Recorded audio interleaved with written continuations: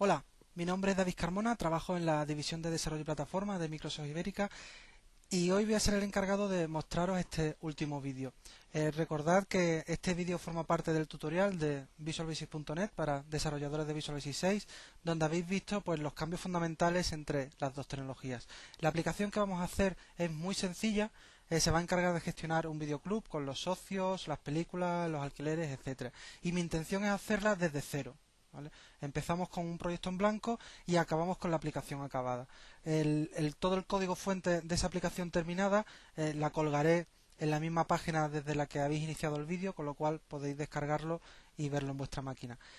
Si queréis una aplicación más compleja, porque evidentemente no vamos a tener mucho tiempo para hacer esta aplicación. Si queréis un escenario mucho más complejo, con una arquitectura distribuida, donde ya se vea una franquicia de tiendas, con la página web, el acceso desde dispositivos móviles, desde distintos clientes, con arquitectura en N capas, etcétera, etcétera, tenéis la aplicación padre, digamos, con toda la funcionalidad en la web www.desarrollaconmsdn.com. Ahí tenéis una aplicación que se llama MSDN Video, que es un escenario mucho más complejo y os la podéis descargar con el código fuente, también con más vídeos donde se explica la implementación y con un tutorial incluido. ¿Vale? Bien, en este caso lo que vamos a hacer es una aplicación sencilla, pero donde veamos los conceptos fundamentales de Visual Basic.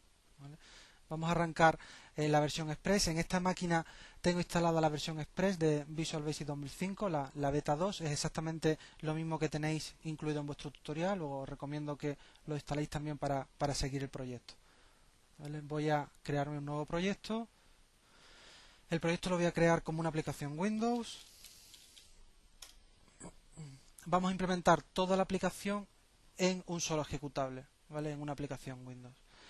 ¿Por qué hacemos eso? Bueno, normalmente un escenario más complejo, como puede ser una arquitectura distribuida o un escenario con varios clientes, etcétera, etcétera, o con distintas tecnologías clientes como páginas web o dispositivos móviles, nos interesa descomponer nuestra aplicación en lo que se llaman capas. ¿Vale? Entonces haríamos una capa de acceso a datos, una capa de negocio y varias capas de presentación, una por cada cliente. Incluso muchas veces también añadimos otra capa adicional, que es la capa de servicios web, para exponer nuestra funcionalidad por medio de servicios web, que son accesibles desde cualquier tecnología. En este caso, como solo vamos a hacer la aplicación para una tienda en forma monolítica, pues vamos a hacer una aplicación Windows que directamente tire del servidor de datos. ¿Vale? Veis que por defecto me ha creado un formulario. Lo que ocurre es que antes de escribir ninguna línea de código, vamos a crear la base de datos que utilizaremos en esta aplicación. ¿Vale? Junto a Visual Basic versión Express, he instalado en las opciones de instalación, le he dicho que me instale también la versión Express de SQL Server 2005. También lo tenéis en vuestro Visual Basic Express, ¿vale? Que viene con el tutorial. Luego elegir esa opción cuando vayas a instalar la versión Express. ¿Vale? Gracias a eso puedo añadir a mi proyecto directamente un nuevo elemento de tipo base de datos. ¿Vale? Voy a cambiar el nombre. Esto es una novedad de SQL Server 2005 porque me va a permitir añadir base de datos como si fuera un fichero. Anteriormente, con SQL Server 2000, tenía que conectarme a un servidor de SQL y crear ahí mi base de datos. Ahora puedo crearla como un archivo y directamente al acceder a ese archivo, SQL Server lo cargará en su proceso y nos permitirá ejecutar sentencias SQL, procedimiento almacenado o lo que queramos. ¿Vale? En este caso no vamos a elegir ningún objeto a la base de datos porque está vacía, y lo que vamos a hacer en lugar de eso es diseñarla.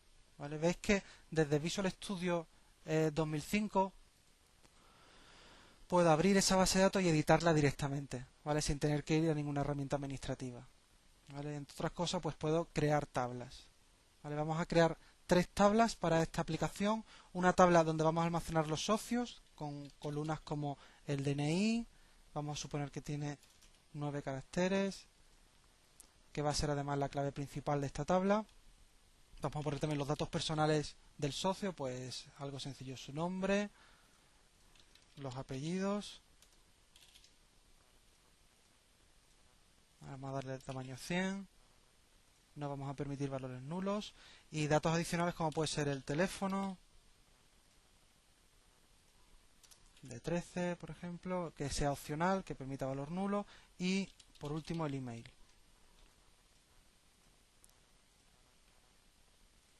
Vale, con esto ya tengo mi primera tabla. Le voy a poner de nombre socios. me voy a crear mi segunda tabla. Vamos a crearnos una tabla donde se almacenen las películas. ¿Vale? ¿Qué vamos a almacenar de las películas? Pues el código de barras, que va a ser su identificador, clave principal. Vamos a almacenar también el título de la película, por ejemplo, de 200.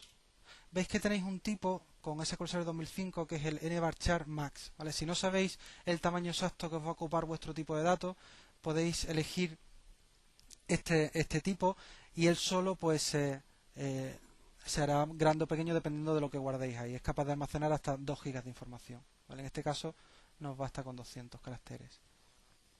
Bien, además del título vamos a almacenar también el stock, que serían las unidades que tenemos de esa película en la tienda, de tipo entero. Dejamos decir que tenga un valor predeterminado de 0 y con esto acabamos esta tabla, ¿vale? Que la vamos a llamar pues películas. Vamos a añadir la última tabla, que va a ser una tabla donde vamos a almacenar los alquileres de ese videoclub. Vamos a decirle que la clave principal sea el alquiler ID de tipo entero. Como en este caso es una clave artificial, no es una clave como un código de barras, un DNI, es una clave que no tiene relación con una entidad física. Lo que puedo hacer es que directamente la base de datos me vaya incrementando su valor, ¿vale? Para eso le podemos decir que sea de tipo identidad y seguimos añadiendo campos. Vamos a añadirle también el DNI del socio que ha alquilado esa película, que no sea opcional. Vamos a añadirle también el código de barras de la película que ha alquilado.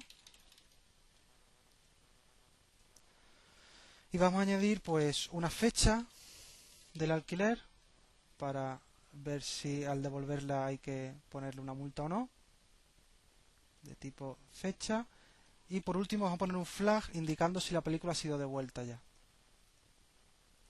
¿Vale? Que por defecto le vamos a dar un valor de 0, que la película no ha sido devuelta.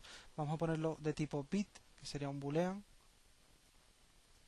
que es lo que necesitamos. Bien, cerramos esta tabla, vamos a ponerle de nombre pues alquileres. Ya tenemos las 3 tablas construidas y ahora nos faltan las relaciones entre esas tablas. Esas relaciones las podemos hacer también desde el editor que habéis visto, pero hay una forma mucho más cómoda, que es creándonos un diagrama visual de la base de datos. Veis que he pulsado botón derecho sobre diagramas de base de datos, agregar nuevo diagrama. Voy a añadir todas las tablas de ese diagrama y eso nos va a permitir ver gráficamente cuál es el esquema de nuestra base de datos. Veis que aquí tenéis películas, socios y la tabla alquileres, ¿vale? Desde aquí va a ser mucho más sencillo añadir las relaciones entre tablas porque simplemente tenemos que coger los campos y arrastrarlo. Por ejemplo, la tabla alquileres tendría un DNI que se corresponde con el DNI de la tabla socios. Vale, podemos dejarlo todo por defecto y el código de barras de la tabla alquileres se corresponde con el código de barras de la tabla película. ¿Vale? Bien, ya tenemos nuestras relaciones. Simplemente para funcionar en la aplicación vamos a añadir algunos registros. Veis que tengo también disponible una opción que se llama mostrar datos de tabla, donde puedo directamente pues modificar el contenido de esa tabla. Por ejemplo, una película que tenga un código de barras de 10 ceros con un título, lo que el viento se llevó, un stock de 2, otra película, Casablanca, con un stock de 1. ¿Vale? Vamos a añadir también algún usuario.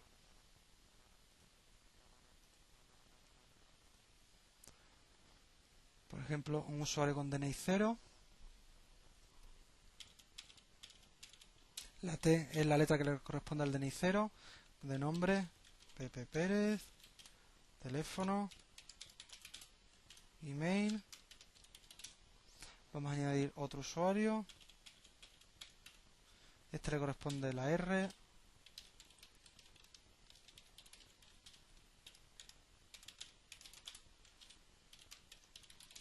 Vale. Bien, ya tengo la base de datos. Voy a guardar todo el proyecto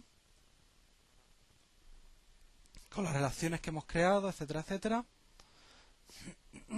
Y ahora ya me puedo centrar en la interfaz gráfico. Bien, antes de crearme el interfaz gráfico,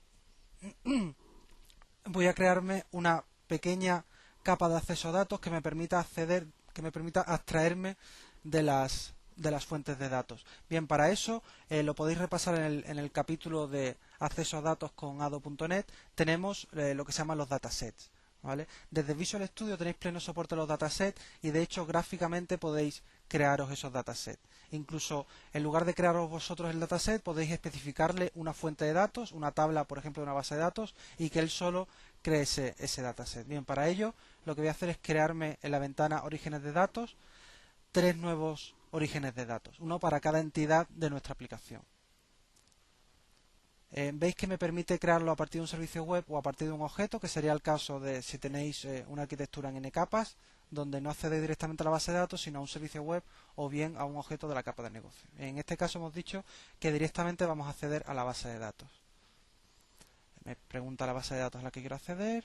Me pregunta también si quiero guardar la cadena de conexión en el archivo de configuración para que la pueda configurar luego más fácilmente. Bien, y ahora me pregunta qué tablas quiero incluir en este dataset. Veis que me permite seleccionar varias tablas. En el caso de que seleccione varias tablas me va a crear una entidad que suele ser muy útil para las relaciones maestro-detalle. Por ejemplo, una entidad factura que está relacionada con una entidad detalle-factura, pues esas dos tablas la podíamos encapsular en una sola entidad. En este caso no tenemos ese tipo de entidades, sino que directamente vamos a seleccionar una entidad para cada tabla. ¿Vale? Vamos a tener una entidad para los alquileres, que le voy a llamar alquileres DS.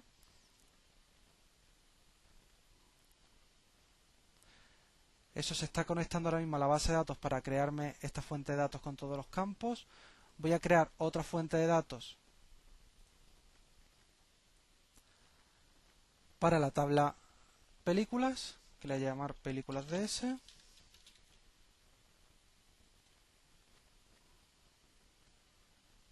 Y voy a crear otra fuente de datos para la entidad socios.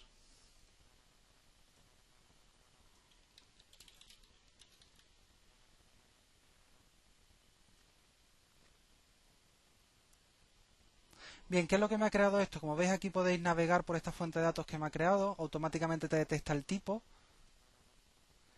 y podéis directamente también editar el dataset que hay asociado con esa fuente de datos. Veis que he pulsado con el botón derecho editar dataset con el diseñador y aquí se os definen dos cosas. Por un lado, la entidad asociada, que como veis pues tiene los campos de la base de datos. Esto le podemos cambiar el nombre también si queremos, pues por defecto alquiler ID, socio DNI, etcétera, etcétera. Cada campo de esos será del tipo correspondiente, de tipo cadena, fecha, etcétera, etcétera. Además de esa entidad, que la entidad no es más que una clase que nos va a permitir almacenar en ella todo el resultado de alguna consulta y poder modificarlo y actualizarlo con la base de datos, tenéis lo que se llama un adaptador. El adaptador lo que permite hacer es alimentar esa entidad con los datos o con un filtro ejecutado sobre la base de datos, o una vez esa entidad ha cambiado, el poder actualizarla con la base de datos. Luego estamos en un funcionamiento desconectado, ¿vale? Por un lado alimentamos la entidad alquileres, que es una clase derivada de dataset que está en memoria. Eso lo podemos modificar sin estar conectado con la base de datos, y cuando acabemos con esas modificaciones utilizamos de nuevo el adaptador para sincronizar esos cambios con la base de datos. Vamos a almacenarlo todo.